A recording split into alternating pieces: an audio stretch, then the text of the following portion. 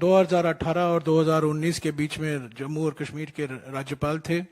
उन्होंने कल एक टीवी इंटरव्यू में काफ़ी कुछ सनसनीखेज खुलासे किए हैं और इसको दबाने की पूरी कोशिश की जा रही है। जो सत्य का, जो अपने आप को सत्य का पालनहार मानते हैं, वो सत्यपाल मलिक जी की इंटरव्यू को दबाने में लगे हुए हैं, पर ये सच्चाई दबेगी नहीं और इसको हम आगे ले चल रहे हैं।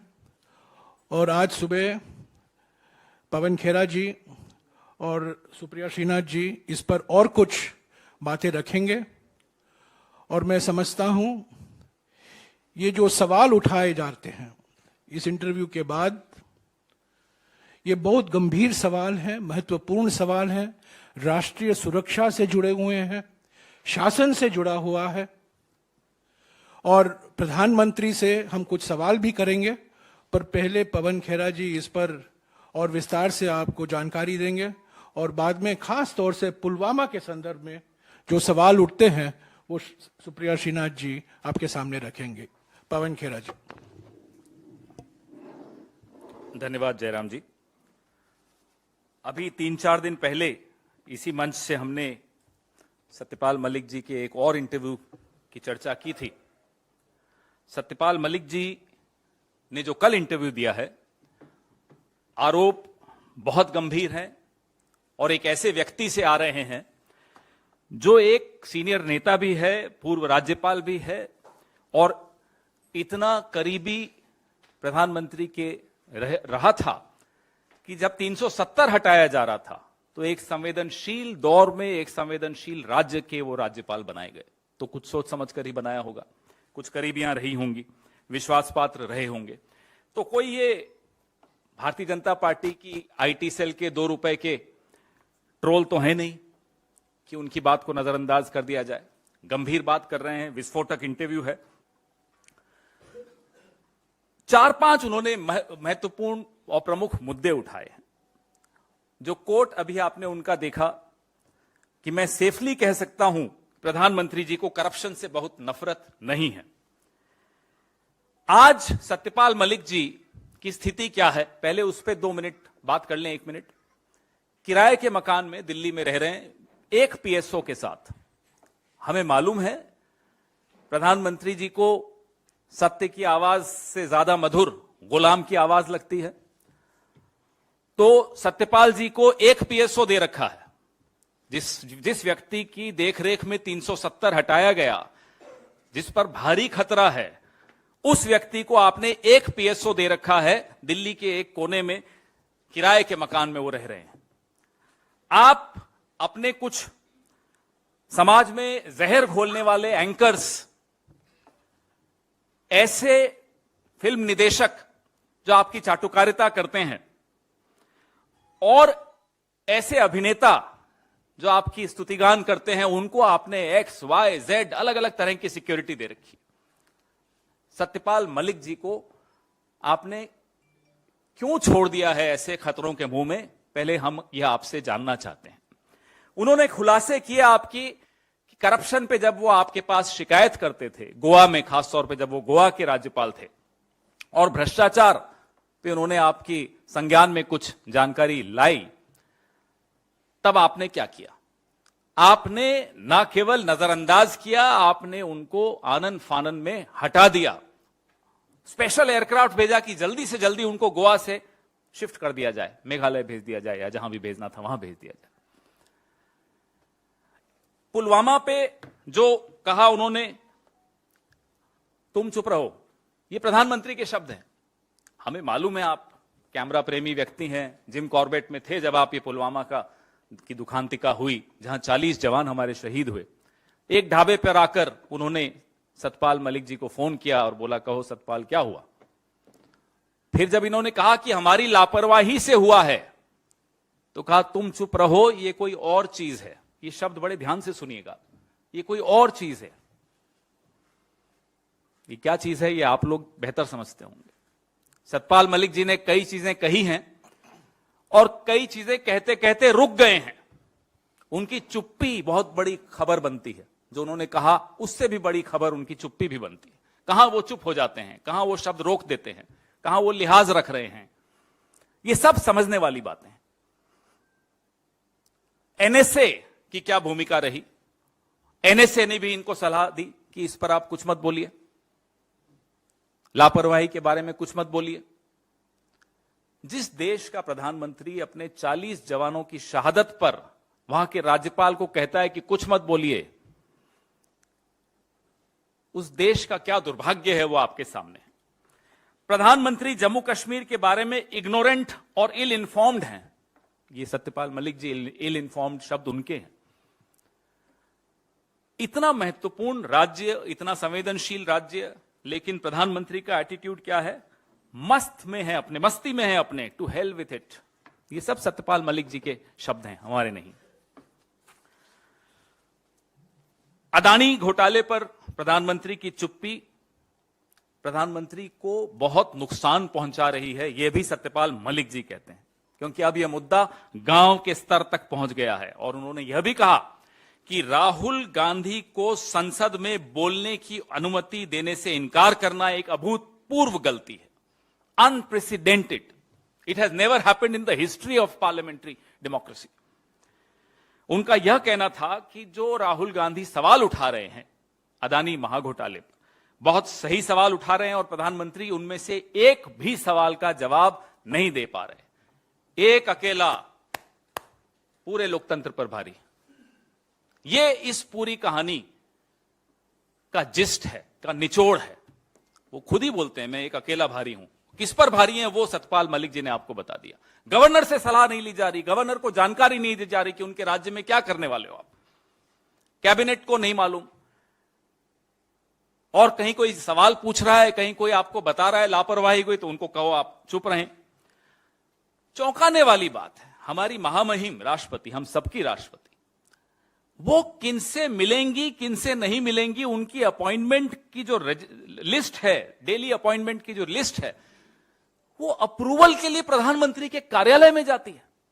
कभी सुना आपने ये रिमोट कंट्रोल, ऐसा रिमोट कंट्रोल कि प्रधानमंत्री तय करेंगी कि इस देश की महामहिम किससे मिलेंगी किससे नहीं मिलेंगी। यह स्थिति है कि सत्यपाल मलिक जी की अपॉइंटमेंट थी, रास्ते से उन्हें वापस लौटना पड़ा क्योंकि राष्ट्रपति भवन से फोन आ गया कि आपकी अपॉइंटमेंट कैंसिल हो गई। फिर इन्हें मालूम पड़ा। ये हम नहीं बोल रहे, ये सब राज्यपाल बोल रहे हैं, सत्यपाल मलिक बोल रहे हैं। आज भी भारतीय जनता पार्टी के सदस्य हैं, अभी तक उनका निष्कासन नहीं हुआ है।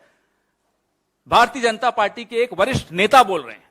यह आवाज अंदर से आ रही है, इसलिए इसको और गंभीरता से लेना आवश्यक है। एक फिल्म आई थी, सुना 300 करोड़ का उसका व्यापार हुआ था, कश्मीर फाइल्स। सत्यपाल मलिक जी जो बता रहे हैं ये 300 करोड़ के ही घोटाले की कश्मीर फाइल्स पार्ट 2 है। उस फिल्म पे तो बड़े इंटरव्यू दे रहे थे भारतीय जनता पार्टी के तमाम नेता। इस पे कौन मुंह खोलेगा, इस पे कौन बोलेगा, हम ये जानना चाहते हैं। प्रधानमंत्री के दोस्त, प्रधानमंत्री के करीबी 300 करोड़ का रिश्वत की ऑफर दे रहे हो। सजा किसको हो रही है? सजा एक तरह से विसल ब्लोअर को हो रही है। कौन है विसल ब्लोअर? सत्यपाल मलिक। कौन है सत्यपाल मलिक? भारतीय जनता पार्टी के नेता हैं आज भी। किसको सजा होनी चाहिए, सजा हो किसको रही है? उनकी सुरक्षा खत्म करके आपने उनको छोड़ दिया। और उनके अगर आप इंटरव्यू देखेंगे, 1 घंटे 9 मिनट का इंटरव्यू है, तो वो कहते हैं कि ये तो चाहते हैं कि कोई मुझे मार डाले। ये उनके शब्द हैं, हमारे नहीं है। बहुत ही विस्फोटक है। उम्मीद करता हूं कि जिन गुलामों की आवाज पे सुबह से शाम तक आप लोग डिबेट करते हैं, इस सत्य की आवाज पर भी आप लोग डिबेट करेंगे, इस पर भी चर्चा करेंगे। इंटरव्यू लेने वाले ने बड़े तीखे सवाल पूछे। ये वही इंटरव्यू लेने वाला है जिसके एक सवाल से किसी को प्यास लग गई थी, पानी पी के हलक सूखता हुआ निकल गया था। सत्यपाल मलिक जी ने तो बड़ी वीरता के साथ सब जवाब भी दिए। मैं सुप्रिया श्रीनेत जी से आग्रह करूंगा कि पुलवामा वाले मुद्दे पर, जो बहुत गंभीर मुद्दा है इस देश के सामने, देश की सुरक्षा से जुड़े हुए सवाल का जवाब आज तक जिस पर नहीं मिला है, 40 जवानों के परिवार, जो शहीद परिवार हैं शहीदों के, वह भी उत्तर के इंतजार में है। इस देश का एक एक नागरिक उत्तर के इंतजार में है। श्रीनेत, सुप्रिया जी। शुक्रिया पवन। जो खुलासे से पुलवामा के संदर्भ में 5 गंभीर सवाल उठते हैं और उस पर अभी सुप्रिया श्रीनाथ जी विस्तार से आपको जानकारी देंगे। बहुत धन्यवाद आपका। पुलवामा को लेकर हमेशा से कुछ चीजें संशय के घेरे में रही हैं। 300 किलो आरडीएक्स कैसे आ गया, विमान से क्यों नहीं ले जाने दिया गया, जो रोड था, जो मेन रोड जिस पर यह काफिला जा रहा था, आर्टीरियल रोड्स को बंद क्यों नहीं किया गया, इतना इंटेलिजेंस इनपुट था, जैश की धमकी थी, उसके बावजूद भी सड़क से क्यों लेकर गए, और इस जांच का क्या हो रहा है, ये सारी चीजें संशय के घेरे में थी। अगाहे बगाहे इस पर चर्चा भी हो जाती थी। ईश्वर जाने असलियत क्या है, लेकिन मेरे लिए यह बहुत निजी मामला है और मैं ये डिस्क्लेमर के साथ कहती हूं क्योंकि ये उन 40 जांबाजों की तस्वीर है जिनकी शहादत हुई और अब पता चलता है कि शहादत जो है वो सरकार की लापरवाही के कारण हुई। और इसमें जो दूसरी लाइन है उसमें जो पहले व्यक्ति हैं पंकज त्रिपाठी जी, वो मेरे गृह क्षेत्र महाराजगंज से आते हैं और उनकी शहादत के वक्त जब मैं उनके घर गई थी तो मैंने वहां पर उनके पिता को, उनकी गर्भवती पत्नी को और उनके छोटे से बच्चे को बिलखते हुए देखा है। तो मेरे लिए यह मामला बहुत निजी है। ईश्वर जाने इसका सत्य क्या है, लेकिन जो सत्यपाल मलिक जी ने कहा है उसने पूरे देश को सकते में डाल दिया है, पूरे देश को स्तब्ध कर दिया है। क्योंकि सत्यपाल मलिक जी, जैसा कि जयराम जी ने कहा या पवन जी ने कहा, यह कोई आम साधारण व्यक्ति नहीं है। ये जम्मू कश्मीर के 2019 के गवर्नर, राज्यपाल थे जब यह हमला हुआ।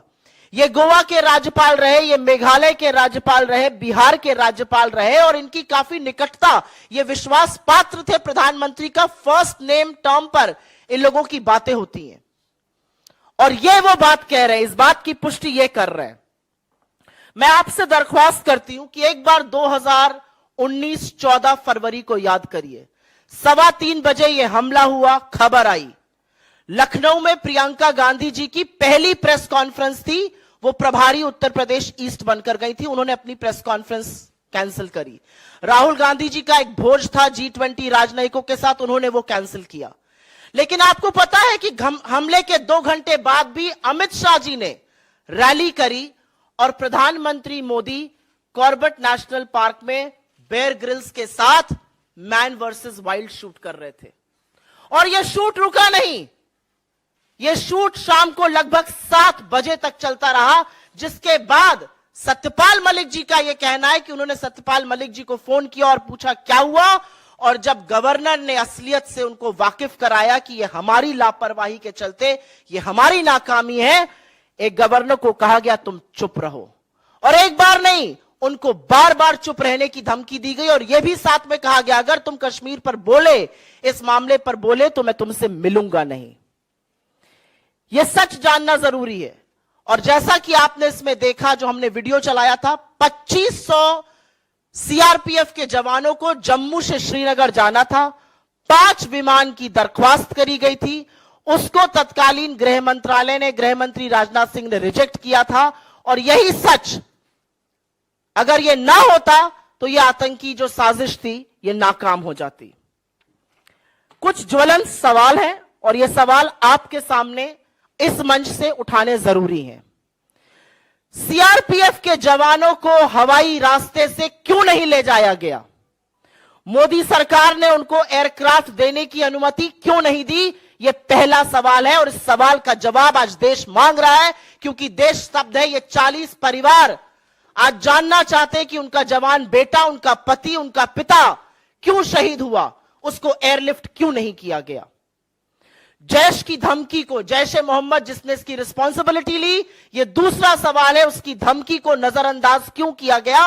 और बाकी रिपोर्ट्स बताती हैं कि 2 जनवरी 2019 से लेकर 13 जनवरी 2019 के बीच में 11 इंटेलिजेंस इनपुट्स थे कि ऐसा एक आतंकी हमला हो सकता है। और उसके बावजूद भी 78 गाड़ियों के काफिले को, ये 1 या 2 गाड़ियां नहीं जा रही थी, सीआरपीएफ की 78 गाड़ियों के काफिले को सड़क के माध्यम से जम्मू से श्रीनगर ले जाया जा रहा था जब अवंतीपुरा पुलवामा में यह कांड हुआ। क्यों इंटेलिजेंस इनपुट्स को और क्यों जैश की धमकी को नजरअंदाज किया गया? तीसरा और बहुत बड़ा सवाल, और यह सवाल सब लोग पूछते हैं, 300 किलो आरडीएक्स से भरा एक गाड़ी टक्कर मारती है एक बस को और वहां पे स्वाहा हो जाता है सब। 300 किलो आरडीएक्स बॉर्डर एरिया में आई कैसे?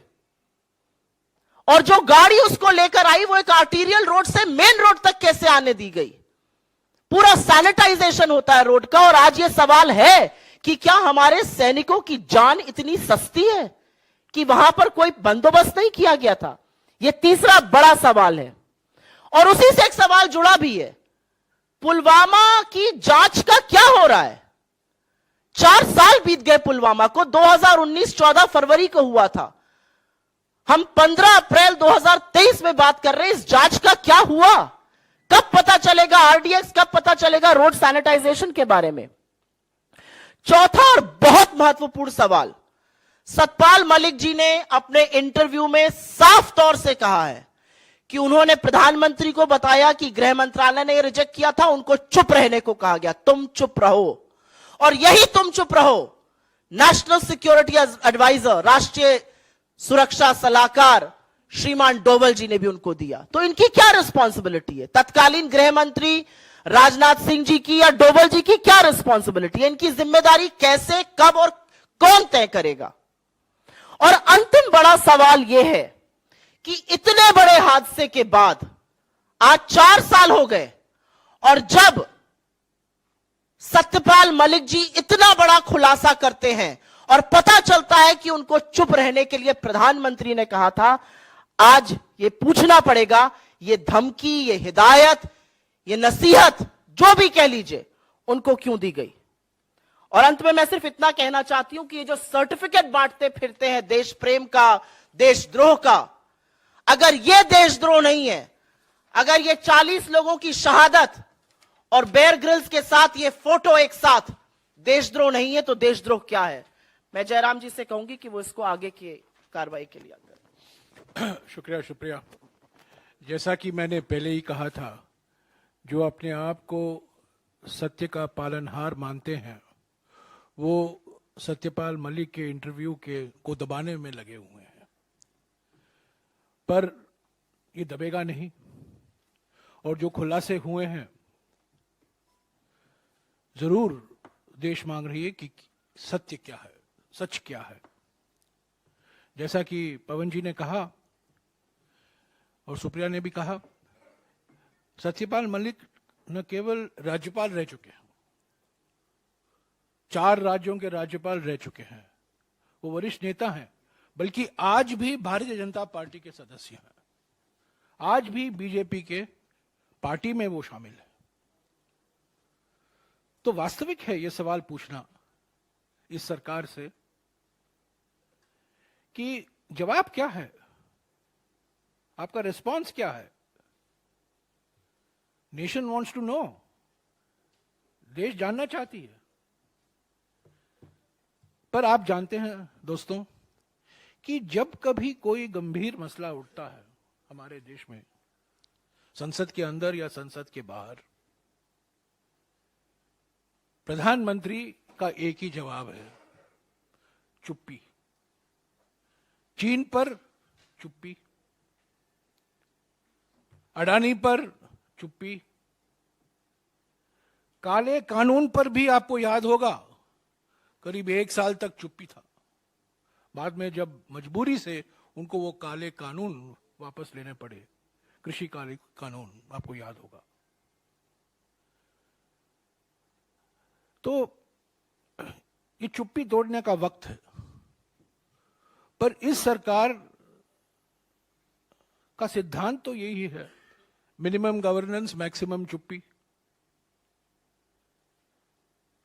पर ये जो मुद्दे उठाए गए हैं, पवन ने सत्यपाल मलिक जी के इंटरव्यू से 5 ऐसे महत्वपूर्ण और बड़े मुद्दे आपके सामने रखे हैं, और उस 5 में से एक मुद्दा जो राष्ट्रीय सुरक्षा से जुड़ा हुआ है, पुलवामा में जो हुआ, उसके संदर्भ में सुप्रिया ने 5 तीखे सवाल आपके सामने रखे हैं।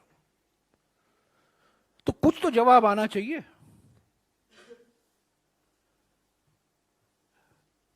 जवाब नहीं आएगा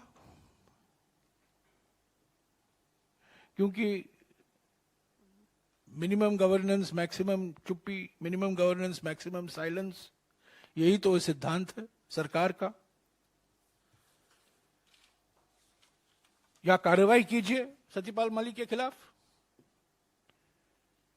या जवाब दीजिए जो सवाल उठाए गए हैं इंटरव्यू से और पुलवामा के संदर्भ में जो सवाल उठाए गए हैं कांग्रेस पार्टी की ओर से, जो सुप्रिया जी ने अभी आपके सामने रखा है, इस पर जवाब आना जरूरी है, अनिवार्य है। बहुत हो चुका है, पर हम जानते हैं कि अभी जो प्रयास हो रहे हैं कि इस न्यूज को किसी भी तरह से दबाया जाए और कहीं हेडलाइन पैदा करें, इसको हेडलाइन में मत रखें, तो कुछ ना कुछ प्रयास तो होता रहेगा आज और कल, पर यह मुद्दा जाएगा नहीं। इंटरव्यू से जो सवाल उठते हैं, खास तौर से पुलवामा के बारे में जो सवाल उठते हैं और उठाए गए हैं, उस पर कांग्रेस पार्टी चुप नहीं रहेगी, पूछते रहेगी। अडानी के मामले में हम चुप नहीं रहे हैं, हम रोज कुछ ना कुछ पूछते रहते हैं, क्योंकि हमारा कर्तव्य बनता है, हमारा धर्म है सवाल पूछना। सरकार का धर्म है सवाल देना, जवाब देना, पर संसद के अंदर जवाब नहीं, संसद के बाहर जवाब नहीं। ये अजीब सा लोकतंत्र है। विश्व गुरु ने दुनिया को एक नया मॉडल दिखाया है लोकतंत्र का, यानी कि लोकतंत्र के सिंबल हैं, इमारतें हैं, पर लोकतंत्र की आत्मा बुझाई दी गई है। असलियत में लोकतंत्र ही नहीं, पर नए नए बड़े बड़े मंजिल, बड़े बड़े इमारतें हैं। जो सिंबोलिज्म है डेमोक्रेसी का, लोकतंत्र का, वो तो है, पर असली अर्थ, असली रूप,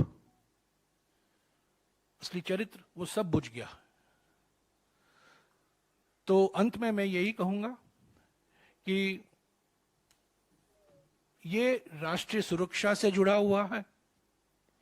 ये सीधा प्रधानमंत्री पर सवाल उठाए जाए, ये किसी एक दो मंत्री के नहीं है, ये सीधे प्रधानमंत्री के दरवाजे पर ही ये सवाल जाकर वहीं खड़े होते हैं और जवाब आना है प्रधानमंत्री की ओर से। शुक्रिया।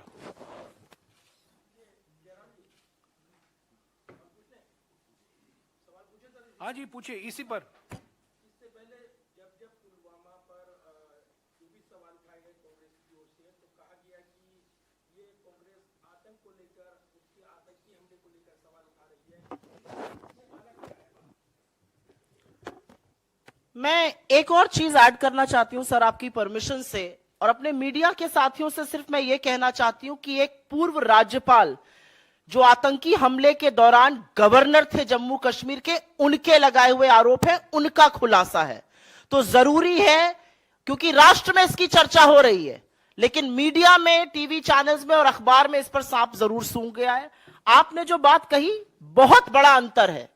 ये एक पूर्व राज्यपाल कह रहे हैं, ये बीजेपी के नेता कह रहे हैं, ये एक ऐसा व्यक्ति कह रहा है जिसने किसान आंदोलन के दौरान एक बड़ा खुलासा किया था कि उन्होंने प्रधानमंत्री मोदी से बोला 700 किसानों की शहादत हो गई, और मोदी जी ने पलट के कहा मुझे क्या फर्क पड़ता है, मेरे लिए थोड़ी मरे। ये कहने के बाद पीएमओ से कोई खंडन नहीं आया।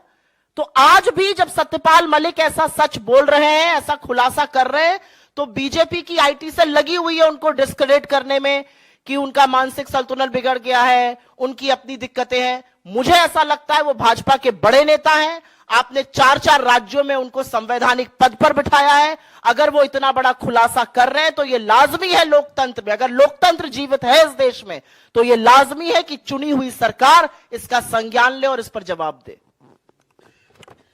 बिल्कुल सही। पूर्व राज्यपाल ने खुलासा किया है, बीजेपी के नेता ने खुलासा किया है। इस खुलासा का हमने इस्तेमाल किया है सवाल उठाने का। इस खुलासे से को जो सवाल उठते हैं राष्ट्रीय सुरक्षा को लेकर और कई मुद्दों को लेकर, वही हमने आपके सामने, जनता के सामने रखा है। पर खुलासा बीजेपी के नेता का है, खुलासा जम्मू और कश्मीर के तत्कालीन राज्यपाल का है। शब्द भी उनके हैं, शब्द भी हमारा नहीं है, शब्द भी उनका है। इसीलिए हमने आपको वीडियो भी दिखाया। हाँ जी रमन।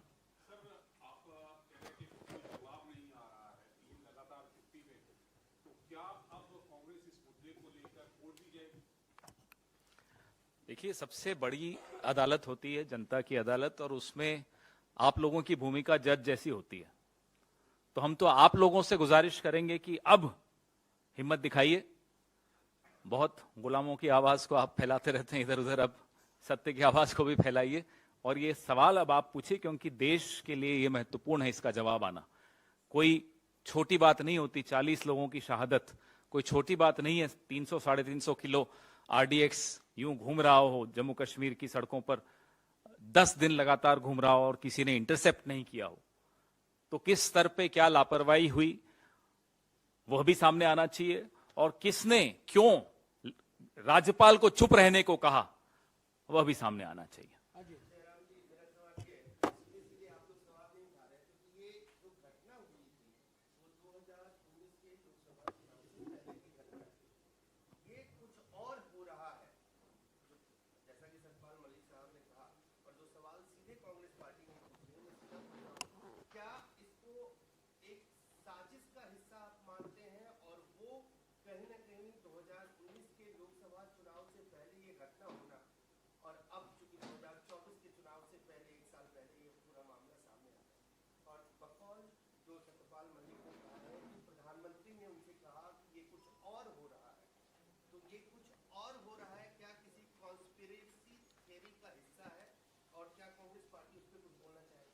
मैं आपसे पलटकर सवाल पूछती हूं, आपको क्या लगता है, एक राज्यपाल रह चुके, भाजपा के शीर्ष नेतृत्व में रह चुके एक व्यक्ति कह रहे हैं कि जब उन्होंने बोला कि यह हमारी नाकामी के कारण हुआ, अगर हमने 5 हवाई जहाज दे दिए होते तो ये 40 जाबाजों की शहादत ना होती और ये हमारी विफलता है, उस पर उनको कहा गया आप चुप रहिए। मुझे लगता है मुद्दा भटकाने की जरूरत नहीं है। मुझे लगता है आज जवाबदेही तय करनी है, और जवाबदेही तय करनी इसलिए जरूरी है क्योंकि यह मामला राष्ट्रीय सुरक्षा से जुड़ा है, यह सरकार के विफलता से जुड़ा है, यह सरकार के नाकारेपन से जुड़ा है। आप अपने लिए 2-2 हवाई जहाज खरीद सकते हैं 8-8 हजार करोड़ रुपए के, एक इमारत बना रहे हैं 20,000 करोड़ रुपए की, और 5 हवाई जहाज आप नहीं दे सकते। 78 गाड़ियों का काफिला जोखिम झेलता हुआ जम्मू से श्रीनगर जा रहा है। आज सरकार को इस पर सवाल का जवाब देना है। तत्कालीन गृह मंत्री भी बोले और प्रधानमंत्री भी बोले।